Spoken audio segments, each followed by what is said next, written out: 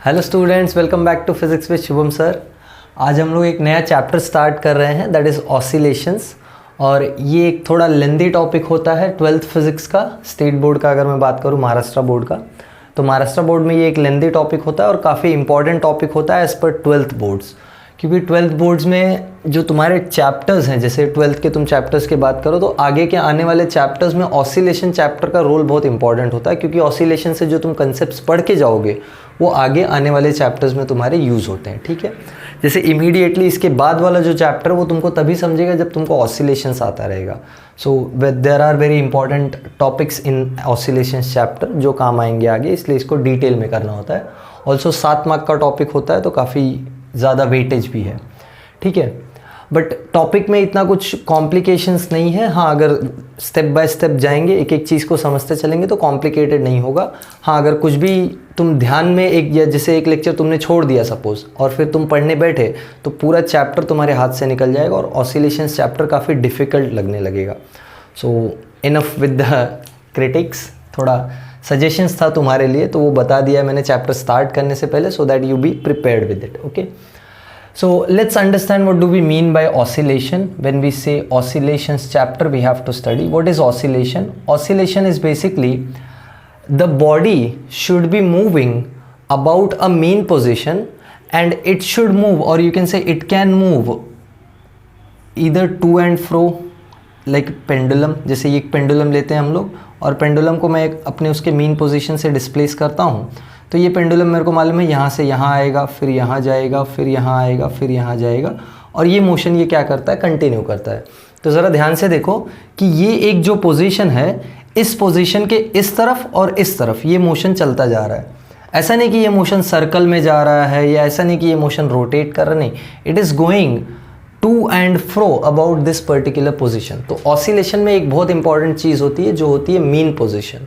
तो जब तक मीन पोजीशन नहीं है, मतलब एक पोजीशन बार बार रिपीट नहीं हो रही है, तब तक हम नहीं बोल सकते कि बॉडी ऑसिलेशन कर रहा है।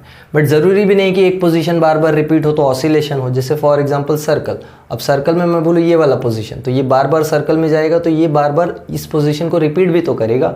तो क्या ये ऑसिलेशन हो गया? नहीं, ये ऑसिलेशन नहीं है। तो एक पोजीशन बार बार रिपीट करना चाहिए, ऑल्सो उस पोजीशन के दोनों साइड में मोशन होना चाहिए, ऐसे समझ लो। अब जैसे इसी सर्कल में बॉडी कभी ऐसे, फिर कभी ऐसे, फिर कभी ऐसे ये करता, तो ये भी एक ऑसिलेशन हो जाता। समझ में आया डिफरेंस, बेसिक डिफरेंस समझा? सो इसको बोलते हैं ऑसिलेशन। आज का लेक्चर काफ़ी इंट्रोडक्टरी होगा, जहाँ तुम ऑसिलेशन का मीनिंग समझोगे, ऑसिलेशन में जो हमको टर्म्स लगने वाले हैं वो समझोगे, फिर धीरे धीरे हम इसके मैथ्स में जाएंगे नेक्स्ट लेक्चर से। अभी आज मैथ्स वगैरह नहीं करना है हमको, ठीक है? तो ऑसिलेशन में बहुत सारे ऑसिलेशंस होते हैं, हमको जो पढ़ना है वो एक सिंपल वाला ऑसिलेशन पढ़ना है। जैसे मैं बता दूं कौन कौन से ऑसिलेशन हो सकते हैं।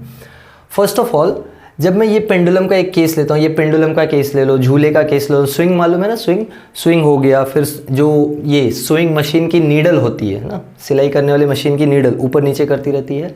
Anything which goes about mean position, molecules वो अपने मीन पोजिशन के अबाउट वाइब्रेट करते हैं, है ना। सॉलिड में मॉलिक्यूल्स वाइब्रेट करते हैं कि नहीं? सो एनीथिंग विच वाइब्रेट्स या anything which moves to and fro about its mean position, उसको हम ऑसिलेशन बोलते हैं।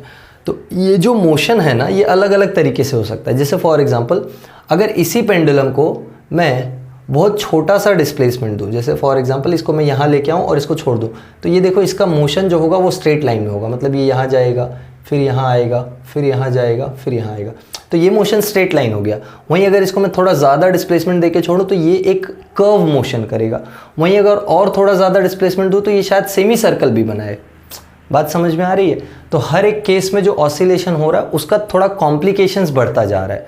हमारे लिए जो ऑसिलेशन हमको पढ़ना है वो ये वाला, कॉन्ग्रेचुलेशंस, सिंपल वाला जो स्ट्रेट लाइन में ऑसिलेशन होता है।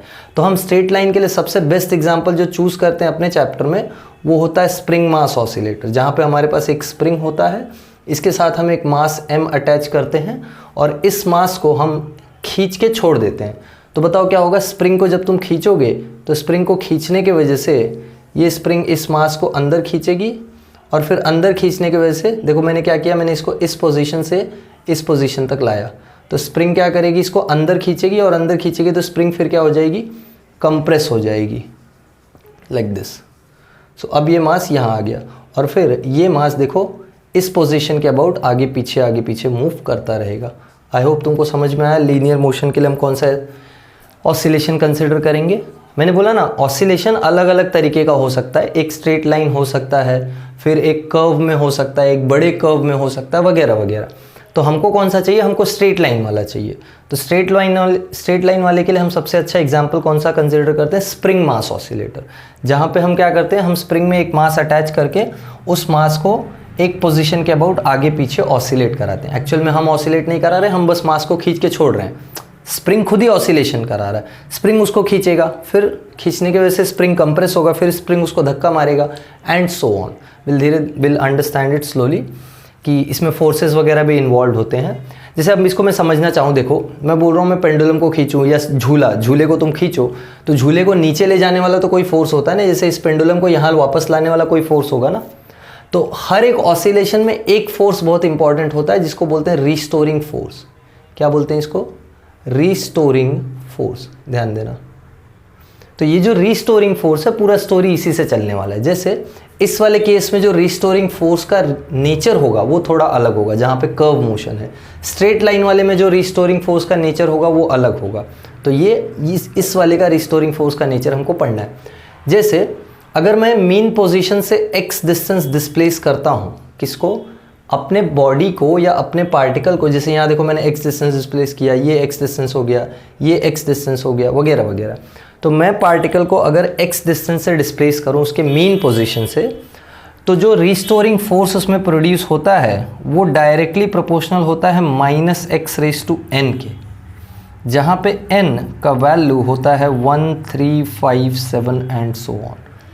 देखो n का वैल्यू जब 1 होगा तो ये f डायरेक्टली प्रोपोर्शनल हो जाएगा -x के। ये f इक्वल टू 1 होता है straight line, sorry n equal to 1 होता है स्ट्रेट लाइन मोशन के लिए। ये माइनस साइन के बारे में तुमको मैं बता देता हूँ। माइनस साइन क्या बता रहा है?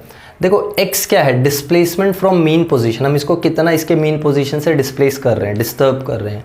तो डिस्प्लेसमेंट देखो यहाँ राइट साइड में हम इसको ले जाके डिस्टर्ब कर रहे हैं, तो फोर्स इसको कहाँ ले जाना चाहता है? बताओ। मीन पोजीशन पे ले जाना चाहता है ना। तो मीन पोजीशन किस तरफ है? लेफ्ट साइड है। हम x राइट में दे रहे हैं इसको, और रिस्टोरिंग फोर्स जो प्रोड्यूस हो रहा है वो लेफ्ट में प्रोड्यूस हो रहा है। तो दोनों का डायरेक्शन कैसा हो गया? ऑपोजिट हो गया ना। दोनों का डायरेक्शन कैसा हो गया? ऑपोजिट हो गया। तो रिस्टोरिंग फोर्स हमेशा डिस्प्लेसमेंट के नेगेटिव पे डिपेंड करेगा, और रिस्टोरिंग फोर्स डिस्प्लेसमेंट के कौन से पावर पे डिपेंड करेगा? ये डिपेंड करेगा कौन सा ऑसिलेशन है। अगर स्ट्रेट लाइन ऑसिलेशन है तो फर्स्ट पावर पे डिपेंड करेगा। अगर कर्व्ड ऑसिलेशन है तो third power, fifth power, seventh power and so on, depending on the curve. ठीक है। तो हमको कर्व वाले मोशन में नहीं जाना है, हमको स्ट्रेट लाइन वाले मोशन में रहना है।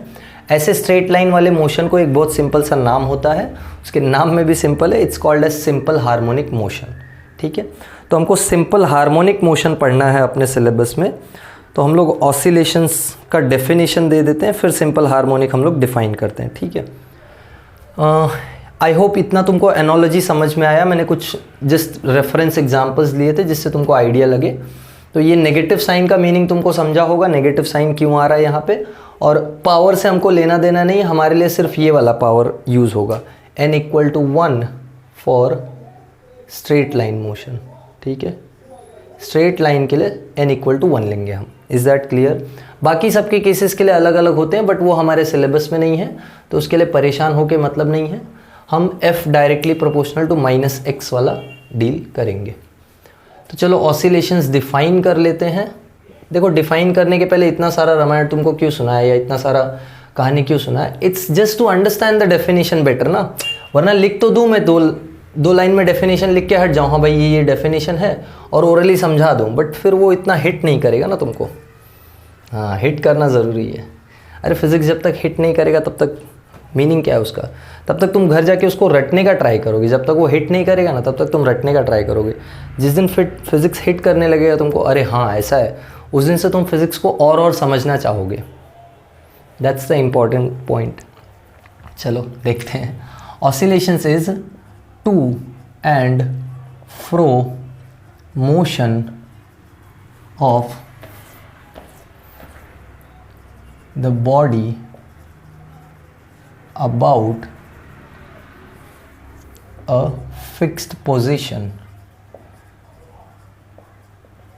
which is called as mean position is called oscillations. Okay, इसको बोलते हैं ऑसिलेशंस. समझ में आया? ठीक है. और एक important cheese,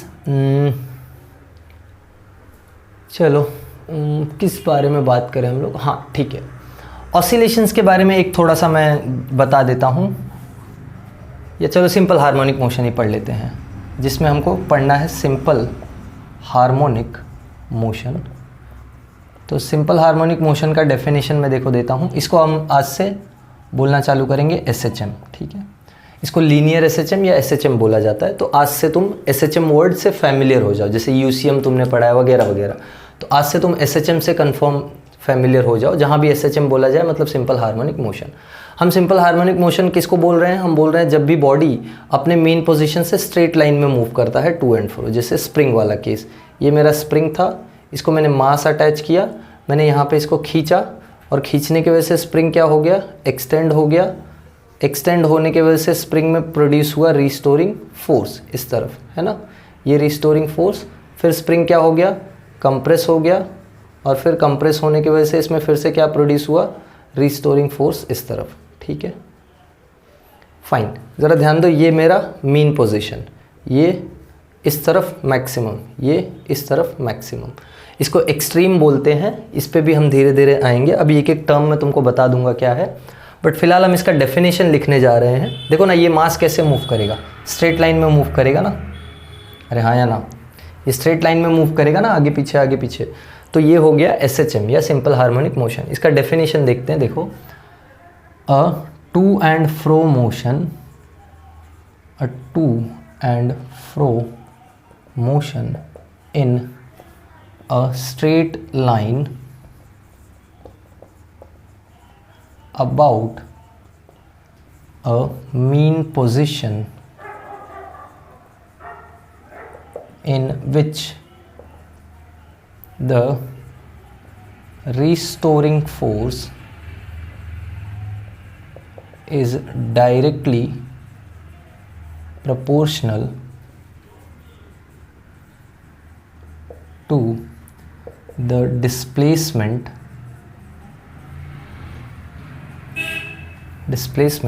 from mean position, and both are oppositely directed. This is very very important. जो फोर्स, रिस्टोरिंग फोर्स जो है, और जो एक्सटेंशन है या जो displacement from mean position, spring के केस में उसको एक्सटेंशन बोलेंगे क्योंकि स्प्रिंग को हम एक्सटेंड कर रहे हैं, है ना. रबर हो गया, रबर का एक्सटेंशन करते हैं, तो वैसे स्प्रिंग का हम क्या कर रहे हैं? एक्सटेंशन कर रहे हैं. सो एक्सटेंशन हम इसलिए नाम दे रहे हैं because we are extending the spring. But general definition अगर तुमको करना है तो will call it as displacement from mean position. ठीक है, अपना मास क्या हो रहा है? मीन पोजीशन से डिस्प्लेस हो गया ना इस तरफ, तो इसके लिए हम उसको नाम क्या दे रहे हैं? Displacement from mean position. तो मैं डिस्प्लेसमेंट का अगर नोटेशन दूँ तो ये मेरा डिस्प्लेसमेंट है x इस तरफ, इधर ये मेरा डिस्प्लेसमेंट है x इस तरफ. तो देखो रिस्टोरिंग फोर्स दोनों केसेस में कैसा है? ऑपोजिट है ना. और एक स्पेशलिटी होता है रिस्टोरिंग फोर्स का, रिस्टोरिंग फोर्स हमेशा मीन पोजीशन की तरफ होता है. किधर होता है हमेशा रिस्टोरिंग फोर्स? बोलो, हमेशा मीन पोजीशन की तरफ. It is always trying to take the body to mean position. तुम सोचो, ये बॉडी को मीन पोजीशन पे लाना चाहता है, बॉडी मीन पोजीशन पे आके रुकता क्यों नहीं है? बोलो, बॉडी मीन पोजीशन पे आके रुकता क्यों नहीं? अरे रुकेगा इसलिए नहीं क्योंकि इसके पास इनर्शिया आ जाएगा, वेलोसिटी होगी ना.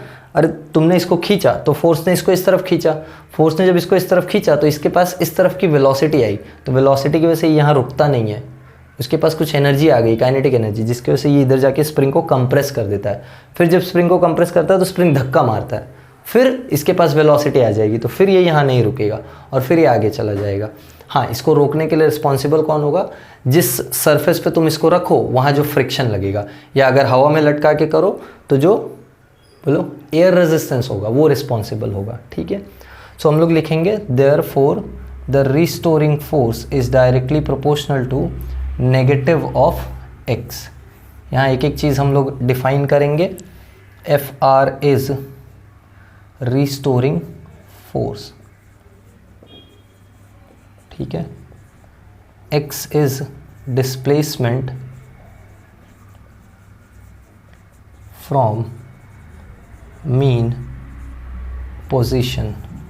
और अगर हम स्प्रिंग मास सिस्टम यूज़ कर रहे हैं तो इसको हम एक नाम दे देंगे एक्सटेंशन। ठीक है, हम बार बार अब इसको एक्सटेंशन ही बोलेंगे क्योंकि अपने पूरे सिस्टम में, या अपने बोल सकते हो पूरे जो ऑसिलेशंस का पार्ट हमको पढ़ना है जहाँ पे डिस्प्लेसमेंट वगैरह हम बात करेंगे, वो सब स्प्रिंग मास के लिए होगा। तो स्प्रिंग मास में हमेशा एक्सटेंशन ही होगा। ठीक है, तो यहाँ से अगर मैं प्रोपोर्शनैलिटी हटाता हूँ तो प्रोपोर्शनैलिटी हटाने के बाद मुझे एक कांस्टेंट मिलता है k, जिस k का नाम होता है फोर्स कांस्टेंट और spring constant. Okay, is that clear? k को बोलते हैं फोर्स कांस्टेंट या स्प्रिंग कांस्टेंट। k के बारे में थोड़ा सा बता देता हूँ। k का जैसे फॉर्मूला निकालोगे तो आ जाएगा -f/x, या अगर मैं सिर्फ वैल्यू की बात करूँ तो k की वैल्यू हो जाएगी f/x। और स्प्रिंग के केस में k क्या बताता है? स्प्रिंग के केस में k बताता है स्टिफनेस ऑफ द स्प्रिंग, मतलब स्प्रिंग कितना स्टिफ है, स्प्रिंग को खींचना कितना डिफिकल्ट है। तुम सोचो ना, जितना k ज़्यादा होगा रिस्टोरिंग फोर्स उतना ज़्यादा होगा, हाँ या ना? अरे k जितना ज़्यादा होगा रिस्टोरिंग फोर्स उतना ज़्यादा होगा। यानी कोई स्प्रिंग जितना स्टिफ है, जितना रिजिड है, उसको खींचना जितना डिफिकल्ट है, उतना ही तो रिस्टोरिंग फोर्स उसमें ज़्यादा है ना। अरे रिस्टोरिंग फोर्स अगर कम है तो उसको इजीली तुम खींच लोगे क्योंकि वो अपोजिशन ही कम दे रहा है। रिस्टोरिंग फोर्स है क्या? स्प्रिंग का अपोजिशन है अगेंस्ट योर एक्सटेंशन।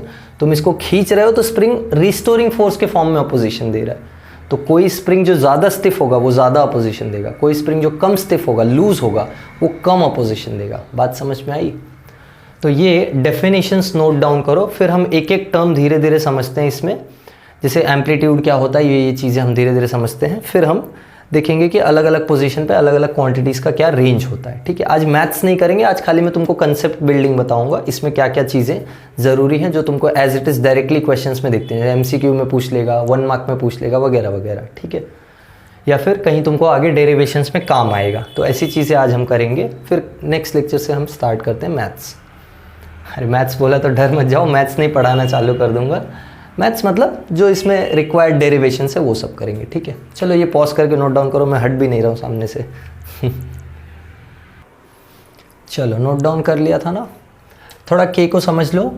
हमने लिखा k का फॉर्मूला f/x, मैं माइनस साइन हटा के सिर्फ इसका वैल्यू लिख रहा हूँ। तो यहाँ से SI यूनिट क्या आ जाएगी k की, बताओ? फोर्स क्या है? न्यूटन। x क्या है? एक्सटेंशन यानी मीटर। तो न्यूटन पर मीटर इसकी SI यूनिट हो गई, सिंपल। CGS यूनिट अगर मैं निकालूँ तो CGS यूनिट क्या आएगी बताओ? CGS यूनिट आ जाएगी डाइन पर सेंटीमीटर। Is that correct? बोलो हाँ या ना। तो न्यूटन पर मीटर और डाइन पर सेंटीमीटर आ गया। अगर तुमको न्यूटन पर मीटर से डाइन पर सेंटीमीटर में जाना हो, so how can you convert? So 1 Newton पर मीटर अगर मेरे को कन्वर्ट करना है तो 1 न्यूटन होता है 10⁵ डाइन और 1 मीटर होता है 10⁵ सेंटीमीटर। तो ये कितना आ जाएगा? ये आ जाएगा 10⁵ डाइन पर सेंटीमीटर। सो 1 न्यूटन पर मीटर इज 10⁵ डाइन पर सेंटीमीटर। तो कभी अगर k जैसे तुमको डाइन पर सेंटीमीटर में दिया और न्यूटन पर मीटर में जाना है तुमको, तो 1 डाइन पर सेंटीमीटर विल बी 10⁻³ न्यूटन पर मीटर। तो CGS से SI में कन्वर्जन के लिए ये तुम यूज़ कर सकते हो कन्वर्जन फैक्टर। बहुत सिंपल सी बात थी, ज़रूरी भी नहीं होती है, बट मैंने बता दिया है, कहीं हो सकता है तुम फंस जाओ न्यूमेरिकल देख के। जैसे इस k को या इस रिस्टोरिंग फोर्स को और अच्छे से समझते हैं। जैसे ये मैं लिख रहा हूँ रिस्टोरिंग फोर्स, मैं बोल रहा हूँ कि ये स्प्रिंग है, स्प्रिंग को मैंने एक मास लगा के खींचा है ना, और इसमें प्रोड्यूस हुआ, या इसमें यहाँ से ऑफ कोर्स ये स्प्रिंग फिक्स्ड है, तो यहाँ से एक्सटेंड करने पे ये स्प्रिंग प्रोड्यूस करती है एक रिस्टोरिंग फोर्स अंदर की तरफ। एक बात समझो, ये जो रिस्टोरिंग फोर्स है ना, इसको बोलते हैं, सॉरी, ये जो रिस्टोरिंग फोर्स है ये रिएक्शन फोर्स है। तुमने एक्शन रिएक्शन फोर्स पढ़ा था ना। जैसे फॉर एग्जांपल मैं बोर्ड को हिट करूं तो मैं जो फोर्स लगा रहा हूं वो एक्शन है, बट बोर्ड की वजह से जो मुझे हिट हो रहा है वो रिएक्शन है। समझा अभी? तो अगर मैं अपना हाथ यहाँ दूर रख रहा हूँ तो क्या बोर्ड मेरे को हिट कर सकता है? नहीं। क्यों? क्योंकि जब तक मैं एक्शन फोर्स नहीं लगाऊंगा तब तक रिएक्शन फोर्स एग्जिस्टेंस में ही नहीं आता है, तब तक रिएक्शन फोर्स एग्जिस्टेंस में ही नहीं आता। यानी रिएक्शन हमेशा डिपेंड करता है एक्शन फोर्स पे, और रिएक्शन का वैल्यू एक्शन फोर्स के इक्वल ही होता है और ऑपोजिट होता है, जो कि न्यूटन का थर्ड लॉ है, ये तुमको मालूम होगा। तो ध्यान दो, रिस्टोरिंग फोर्स जो आ रहा है ये कब आ रहा है? जब तुम बाहर से एक फोर्स लगा रहे हो ना, जब तुम बाहर से स्प्रिंग पे एक फोर्स लगा रहे हो, और since it is reaction force, तो ये हमेशा तुमने जो बाहर से फोर्स लगाया ना उसके इक्वल होगा, बट ऑपोजिट डायरेक्शन में। तो तुमको इस मास को खींचना है तो तुमने बाहर से एक फोर्स लगाया होगा ना, ये F और ये रिस्टोरिंग फोर्स दोनों हमेशा क्या होंगे? Same, but opposite in direction. तो अगर मैं इसको बोल देता हूँ this is my external force, so F external will be equal to F restoring magnitude wise. ऐसा क्यों बताया मैंने, या ये किस लिए बताया तुमको? ये तुमको बताया मैंने एक क्वेश्चन सॉल्व करने के लिए। जैसे देखो, ये फॉर एग्जांपल मेरे पास एक स्प्रिंग है, ठीक है। इस स्प्रिंग पे मैंने एक मास अटैच किया, सपोज 100 ग्राम्स का, ठीक है। यहाँ मैंने कितने ग्राम्स का मास अटैच किया? 100 ग्राम्स का। Is that clear? बोले समझ में आया या नहीं? ठीक है। और ये स्प्रिंग में एक एक्सटेंशन प्रोड्यूस हो जाता है 100 ग्राम का मास अटैच करने की वजह से। ये स्प्रिंग एक्सटेंड हो जाती है 100 ग्राम अटैच करने से। सपोज़ अपने मेन पोजीशन से ये स्प्रिंग एक्सटेंड हो गई, हम लोग ले लेते हैं 8 सेंटीमीटर्स, ठीक है। 100 ग्राम का मास लगाने पे ये अपने मेन पोजीशन से एक्सटेंड हो गई 8 सेंटीमीटर्स के लिए। तो हमको पूछा है कि रिस्टोरिंग फोर्स कांस्टेंट बताओ, या फोर्स कांस्टेंट का वैल्यू बताओ। तो पहला चीज़ तो तुमको रिस्टोरिंग फोर्स चाहिए। एक्सटेंशन तुमको पता चल गया, या ये मेन पोजीशन था तो इससे ये कितना नीचे चला गया है या कितना आगे चला गया? 8 सेंटीमीटर आगे चला गया। तो एक्सटेंशन तुमको पता चल गया, या एक्स तुमको पता चल गया है। रिस्टोरिंग फोर्स कैसे मिलेगा? अभी जिस समझाया ना, रिस्टोरिंग फोर्स एक्सटर्नल फोर्स के इक्वल होगा। तो एक्सटर्नल फोर्स कितना लगाया तुमने? 100 ग्राम का मास अटैच किया, 100 ग्राम कितना फोर्स लगाएगा? m इंटू जी। कितना फोर्स लगाएगा? m इंटू जी। तो ध्यान दो, यहाँ एक्सटेंशन तुमको सेंटीमीटर में दिया है, मास ग्राम में दिया है। मास किस में दिया है? ग्राम में दिया है। तो तुम फोर्स डाइन में निकालोगे तो तुम्हारा जो k आएगा वो डाइन पर सेंटीमीटर में आ जाएगा। So k is equal to, k का फॉर्मूला अगर मैं लिखूं तो k होता है रिस्टोरिंग फोर्स अपॉन एक्सटेंशन, और यहाँ रिस्टोरिंग फोर्स का वैल्यू क्या हो जाएगा? mg के इक्वल। सो mg अपॉन एक्सटेंशन। बात समझ में आई? अगर मैं सब्सटीट्यूट करता हूँ, k will be equal to m कितना है बोलो? 100 g। हमको CGS यूनिट में लेना है तो ये हो जाएगा 980। ये सब चीज़ें थोड़ा पता होनी चाहिए, पति बोल रहा हूँ, ये सब चीज़ें थोड़ा पता होना चाहिए, वरना फिर फंस जाओगे, थोड़ा सिंपल क्वेश्चंस में फंस जाओगे। x कितना आया है? 8 सेंटीमीटर। तो ये देखो डाइन पर सेंटीमीटर में आ जाएगा। इसको कैंसिलेशन वगैरह कर सकते हो, कितना आएगा बोलो? 1, फिर कितना बच गया? 18, 2000, फिर कितना बच गया? 20 बचा ना, तो कितना आ जाएगा? 2000 है ना? अरे बोलो हाँ या ना? सुनाई नहीं दे रहा है, बोलो। 8 1 ज़ार 1, 8 1 ज़ार 8, बचा 1, 18, 8 2 ज़ार 16, बचा 2, 20, देन 8 2 ज़ार 16, बचा 4, यानी 0.5। तो 122.5 ये कैंसिल होने पे आ गया मेरे को। इसको 100 से मल्टीप्लाई कर लेते हैं तो k देखो कितना आ जाएगा? 12250, यानी 12,250 डाइन पर सेंटीमीटर। तो 12,250 k का वैल्यू है इस वाले स्प्रिंग के लिए, समझा? अगर मैं इसमें कन्वर्ट करना चाहूँ न्यूटन पर मीटर में, तो k का वैल्यू कितना आएगा? डाइन पर सेंटीमीटर से न्यूटन पर मीटर में जाने के लिए 10⁻³ अप्लाई करना पड़ेगा ना। -3 अप्लाई कर दोगे तो ये आ जाएगा 12.25 न्यूटन पर मीटर। अरे 3 डिजिट से डेसिमल शिफ्ट हो गया ना, 1 2 3, समझा या नहीं? या 1000 गुना कम हो गया वैल्यू, ऐसे समझ लो। 12,000 है ना, तो अब 12 हो गया वैल्यू, 1000 गुना कम। अरे और कितना सिंपल तरीके से बोलने का। आई होप तुमको समझ में आया होगा। So this is what k indicates.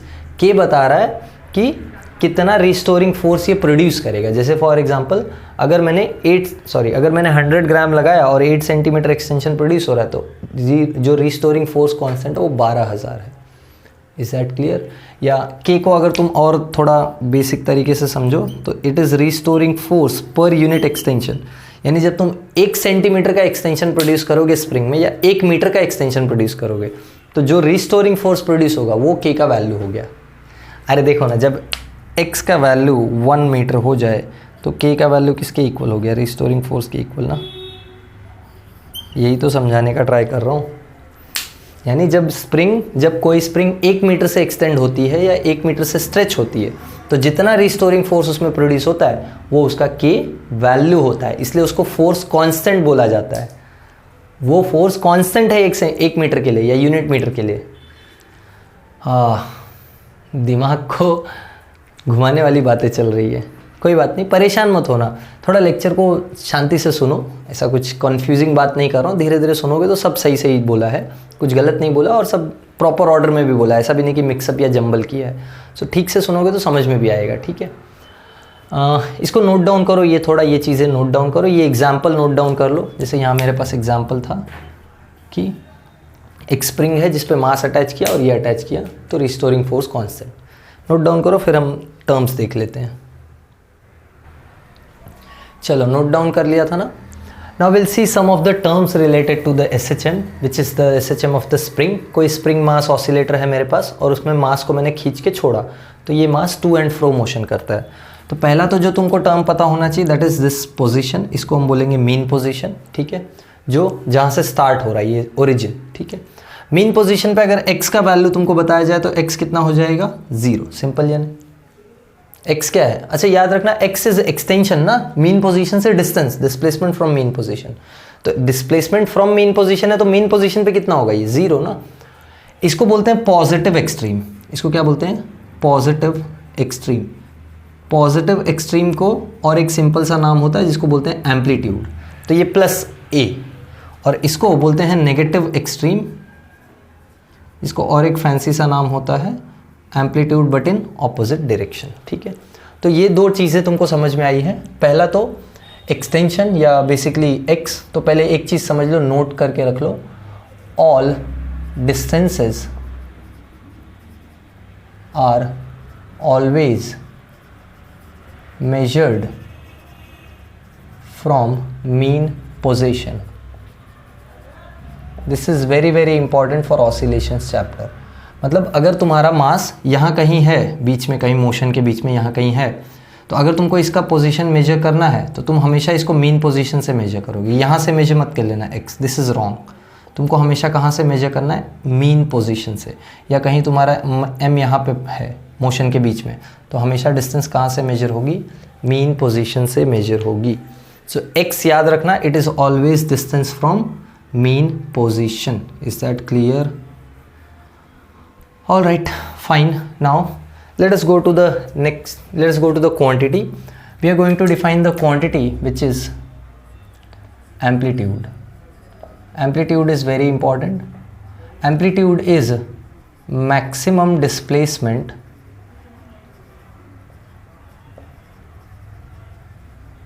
on either side of the mean position, ठीक है। और मीन पोजीशन के दोनों साइड पे जो मैक्सिमम डिस्प्लेसमेंट पॉसिबल है उसी को हम क्या बोलते हैं, एम्पलीट्यूड। इसको डिनोट किससे करते हैं, हम डिनोट करेंगे लेटर ए से। तो पूरे चैप्टर में जहाँ भी तुमको कैपिटल ए दिखेगा समझ जाना किसकी बात हो रही है, एम्पलीट्यूड की बात हो रही है, ठीक है। दूसरा चीज़ टाइम पीरियड, अभी मैं बस डिफाइन करके दे रहा हूँ तुमको, धीरे धीरे हम इसको समझेंगे भी क्या है, इसका वैल्यू भी समझेंगे and so on. Time period का बात करें तो इट इज़ द टाइम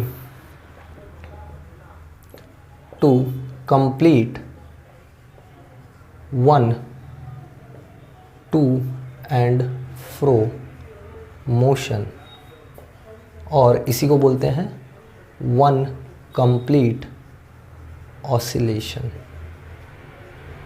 एक पूरा ऑसिलेशन करने में जो टाइम लगता है उसी को बोलते हैं टाइम पीरियड, ठीक है। ध्यान से देख लो, एक पूरा टाइम पीरियड या एक पूरा ऑसिलेशन मतलब क्या होगा। ये सपोज मीन पोजीशन से स्टार्ट करेगा तो जाएगा पॉजिटिव एक्सट्रीम, फिर आएगा मीन पोजीशन पे, फिर जाएगा नेगेटिव एक्सट्रीम, फिर आएगा मीन पोजीशन पे। ये टोटल हुआ एक ऑसिलेशन। तो एक ऑसिलेशन में पार्टिकल के जितने मोशंस है सारे हमको काउंट करने हैं। और ध्यान दो ज़रा, मीन पोजीशन पे ये कितनी बार वापस आ रहा है या मीन पोजीशन पे ये कितनी बार आ रहा है एक ऑसिलेशन में। जब यहाँ से निकल रहा है तो वापस आने के टाइम पे एक बार आ रहा है और वापस आने के टाइम पे एक बार, यानी 2 बार मीन पोजीशन पे आ रहा है ये, ठीक है। एक्सट्रीम पे कितने बार जा रहा है, पॉजिटिव एक्सट्रीम पे एक बार जा रहा है, नेगेटिव एक्सट्रीम पे एक बार जा रहा है, ठीक है। तो टोटल डिस्टेंस कितना कवर करेगा ये बोलो एक ऑसिलेशन में, यहाँ से यहाँ गया डिस्टेंस कवर हुआ a, यहाँ से यहाँ आया डिस्टेंस कवर हुआ a। मैं डिस्टेंस का बात कर रहा हूँ, डिस्प्लेसमेंट का बात नहीं कर रहा हूँ। तो यहाँ से यहाँ जाने में a, वापस आने में 2a हो गया, यहाँ गया 3a हो गया, यहाँ आया 4a हो गया। तो distance covered in one oscillation is 4a, remember that. Distance covered in one complete oscillation is 4 times the amplitude। ये क्यों लिखा के दे रहा हूँ तुमको, ये तो तुमको पता होगी चीज़। ये लिखा के इसलिए दे रहा हूँ क्योंकि तुम फिर भटक जाते हो, तुमको समझता नहीं है कि ऑसिलेशन पूरा हुआ कि नहीं पूरा हुआ। ऑसिलेशन पूरा कब होगा? जब 4 एम्पलीट्यूड के जितना ये डिस्टेंस कवर कर लेगा, ठीक है। सो इट completes और it covers 4 times the amplitude of the distance। अच्छा, और कुछ चीज़ें जैसे समझो, जब ये पार्टिकल को हम खींचेंगे तो यहाँ पॉजिटिव एक्सट्रीम पे आके इसका x मैक्सिमम हो गया ना। अरे इसी को तो बोल रहे हैं maximum displacement on either side, या पॉजिटिव एक्सट्रीम देखो या नेगेटिव एक्सट्रीम। तो अब हम क्वांटिटीज़ का बात कर रहे हैं, कैसी क्वांटिटीज़ होंगी। जैसे पॉजिटिव एक्सट्रीम और नेगेटिव एक्सट्रीम पे x का वैल्यू मैक्सिमम है, पॉजिटिव और नेगेटिव में। तो इन दोनों केसेस पे जो रिस्टोरिंग फोर्स होगा वो मैक्सिमम होगा, क्योंकि रिस्टोरिंग फोर्स डिपेंड किस पे कर रहा है? x पे डिपेंड कर रहा है ना। तो x कहाँ मैक्सिमम है? मीन पोजीशन पे। तो इन दोनों केसेस में हाँ, x कहाँ पे मैक्सिमम है? एक्सट्रीम पोजीशन पे, नॉट मीन पोजीशन। तो एक्सट्रीम पोजीशन पे x मैक्सिमम है, तो एक्सट्रीम पोजीशन पे FR भी मैक्सिमम हो जाएगा। और मीन पोजीशन पे x 0 है, तो यहाँ पे रिस्टोरिंग फोर्स भी क्या हो जाएगा? 0 हो जाएगा। बात समझ में आ गई? बोलो हाँ या ना। ओके। और कुछ चीज़ें, जैसे पार्टिकल या मास यहाँ से निकला, हम इसको यहाँ लेके जा रहे हैं, अब छोड़ दो, यहाँ ले जाके छोड़ दो। अब पार्टिकल या ये मास मोशन में है, तो देखो जब ये मीन पोजीशन से इस तरफ जाएगा तो यहाँ जाके रुकेगा ना, तभी तो ये इस तरफ आएगा। बोलो क्या बोला? अरे तुम इमेजिन करो, ये स्प्रिंग ऑसिलेट कर रहा है ना, स्प्रिंग ऑसिलेट कर रहा है, तो ये मास जब इस तरफ जा रहा है तो जाके रुक रहा है, तभी तो इस तरफ वापस आ रहा है, और इस तरफ भी जाके रुक रहा है, तभी तो इस तरफ वापस आ रहा है ना। तो ऑसिलेशन में हमेशा पार्टिकल को एक्सट्रीम पोजीशन पे जाके रुकना पड़ता है। अरे रुकेगा नहीं तो वापस कैसे आएगा? चलता ही चला जाएगा ना। तो एक्सट्रीम पोजीशन पे अगर रुक रहा है तो एक्सट्रीम पोजीशन पे जो स्पीड होती है वो कितनी होती है? 0 होती है। एक्सट्रीम पोजीशंस पे स्पीड क्या है? 0 है। और सोचो यहाँ 0 है, यहाँ आया तो इधर फोर्स लग रहा है ना इसके ऊपर, तो एक्सेलरेशन लग रहा है। अच्छा, फोर्स बता दिया तो एक्सेलरेशन बता देता हूँ, तब समझेगा। देखो यानी एक्सेलरेशन कितना हो जाएगा? मैक्सिमम। इसके बारे में हम नेक्स्ट लेक्चर में डिटेल में बात करेंगे, एक्सेलरेशन के बारे में। अभी समझ लो फोर्स मैक्सिमम है तो acceleration maximum, simple as that. यहाँ भी एक्सेलरेशन कितना हो जाएगा? 0, ठीक है। अच्छा, स्पीड का बात कर रहे थे, यहाँ दोनों केसेस में स्पीड क्या है? 0 है। तो ये एक्सेलरेशन जब इस बॉडी पे लगेगा इस तरफ आते हुए तो इसकी स्पीड बढ़ेगी, और हमको मालूम है ये स्पीड यहाँ जाके 0 होनी है ना, तो ये कहाँ तक बढ़ेगी? यहाँ तक बढ़ेगी, मीन पोजीशन तक। तो मीन पोजीशन पे जो स्पीड होती है वो क्या होती है? मैक्सिमम। समझा? मेन पोजीशन पे जो स्पीड होती है वो क्या होती है? मैक्सिमम। तो ये क्वांटिटीज़ तुमको इन पोजीशंस के बारे में पता होंगी, तो तुम्हारा सिंपल क्वेश्चन ऐसे ही हो जाएगा, क्योंकि ऑसिलेशंस में बच्चे यही सब चीज़ों में फंसे रहते हैं कि मीन पोजीशन पे क्या है इसका वैल्यू, मीन पोजीशन पे इसका, एक्सट्रीम पोजीशन पे क्या है इसका वैल्यू, एंड सो ऑन। ये सब तुम्हारे फंडे क्लियर हो गए ना कि कौन सा क्वांटिटी कहाँ कितना होता है, या कहाँ कैसा होता है, किस पॉइंट पे ये क्वांटिटी मैक्सिमम है, किस पॉइंट पे ये क्वांटिटी 0 है, वगैरह वगैरह। ये सब तुम्हारा अगर क्लियर हो गया ना तो तुम्हारा ऑसिलेशन चैप्टर बहुत ईजी हो जाएगा, लेट मी टेल यू। क्योंकि पूरा चैप्टर तुमको इन्हीं बातों में घुमाएगा, जो तुमको पढ़ाएगा भी वो भी बार बार यही बातें करेगा, तो तुम कंफ्यूज हो जाओगे कि कौन से पोजीशन पे क्या है। इसलिए मैं फर्स्ट लेक्चर में सिर्फ बेसिक बातें बता रहा हूँ जो तुमको याद करनी पड़ेंगी। याद भी ऐसे नहीं कि मैं बोल रहा हूँ रट लो, तुमको समझा रहा हूँ ना। यहाँ जाके पार्टिकल रुक रहा है तभी तो वापस आएगा, तो रुक रहा है तो स्पीड 0 हो रही है, और रिस्टोरिंग फोर्स मैक्सिमम है क्योंकि x मैक्सिमम है, और फोर्स मैक्सिमम तो एक्सेलरेशन मैक्सिमम। तो सारी चीज़ें कंसेप्चुअली मैं तुमको बता रहा हूँ, अगर समझ में आ गई हैं तो ये याद हो जाएंगी। हाँ, अगर नहीं समझ में आ रही हैं तो इनको बैठो और अच्छे से समझो एक एक चीज़। और ये इतनी बातें तो तुमको क्लियर कट पता होनी चाहिए कि क्या क्या कैसे कैसे है, कौन कौन सी चीज़, ठीक है, fine.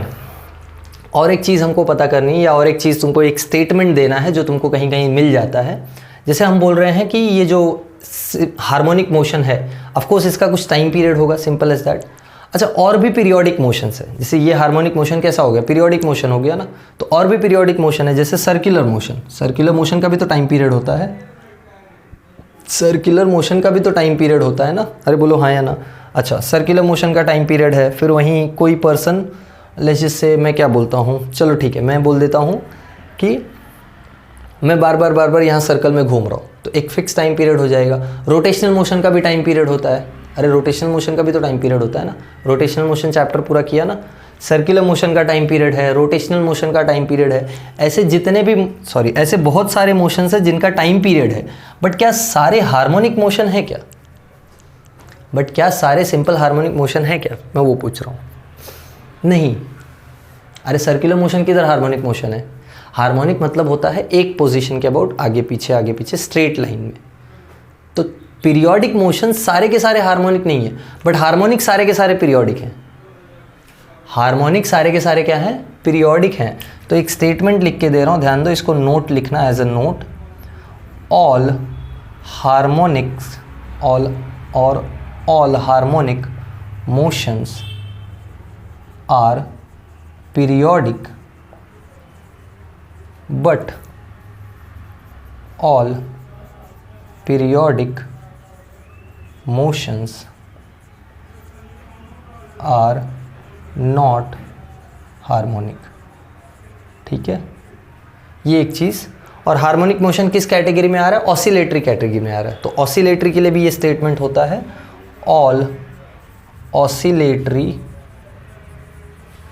Motions are periodic but all periodic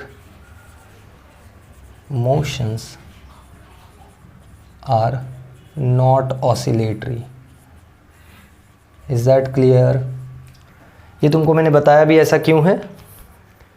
example, circular motion ले लो, रोटेशनल मोशन ले लो, ये सब एक पोजीशन के अबाउट नहीं घूम रहे, ये सब एक तरीके का मोशन फॉलो कर रहे हैं बार बार, बट एक पोजीशन के about to and fro motion नहीं कर रहे हैं। So this statement is very important. ये कहीं कहीं तुमको एमसीक्यू में मिल जाता है या वगैरह वगैरह। ट्रू एंड फॉल्स तो तुमको अब नहीं आएगा, छोड़ दो, एमसीक्यू में मिल ही जाता है ये। ठीक है, तो ज़रूरी है ये चीज़, या 1 मार्क के लिए ज़रूरी है ये चीज़ जानना। सो इसलिए ये लिखा दिया है। जितनी बेसिक बातें थी ना चैप्टर में, वो सब हमने कर ली हैं। अब यहाँ से नेक्स्ट लेक्चर जो आएगा वो अब इन चीज़ों को थोड़ा और डिटेल में समझने के लिए आएगा। ठीक है, तो हम थोड़ा डेरिवेशंस करेंगे नेक्स्ट लेक्चर में। तो नेक्स्ट लेक्चर में हम एसएचएम को और डिटेल में पढ़ेंगे, जहां हम इसके इक्वेशंस देखेंगे, डिस्प्लेसमेंट का इक्वेशन, वेलोसिटी का इक्वेशन, फोर्स का इक्वेशन वगैरह वगैरह। तो अब ये सारे इक्वेशंस में बात होगा, तो तुमको ये पीछे का थ्योरेटिकल स्टोरी समझा रहेगा, तब तुमको आगे का डेरिवेशन पार्ट समझ में आएगा। ठीक है, तो इसलिए ये लेक्चर मैंने बनाया है जो सिर्फ और सिर्फ बेसिक बातों के रिलेटेड था। ठीक है, तो आई होप तुमको सब कुछ समझ में आया है लेक्चर से रिलेटेड। ध्यान रखना, एसएचएम हम सिर्फ और सिर्फ स्प्रिंग का करेंगे। इस पूरे चैप्टर में स्प्रिंग मास ऑसिलेटर करेंगे। एक छोटा सा पार्ट आएगा सिंपल पेंडुलम का, बट वो भी इतना नहीं हम लोग वो कर रहे हैं। हम जहाँ भी मोशन कंसिडर करेंगे एसएचएम का, वो सिर्फ और सिर्फ स्प्रिंग का कंसिडर करेंगे। तो आई होप तुमको ये चीज़ समझ में आया होगा। ठीक है, सो ठीक है, फाइन, ये नोट डाउन कर लेना इसी बात के साथ। I will stop the lecture.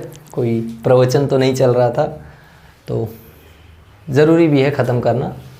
So I hope सब समझाए। कुछ डाउट रहेगा तो please mention it in the comment, and सब समझाए तो भी बताओ कमेंट में। And I will see you all in next video. Bye everyone, have a good day.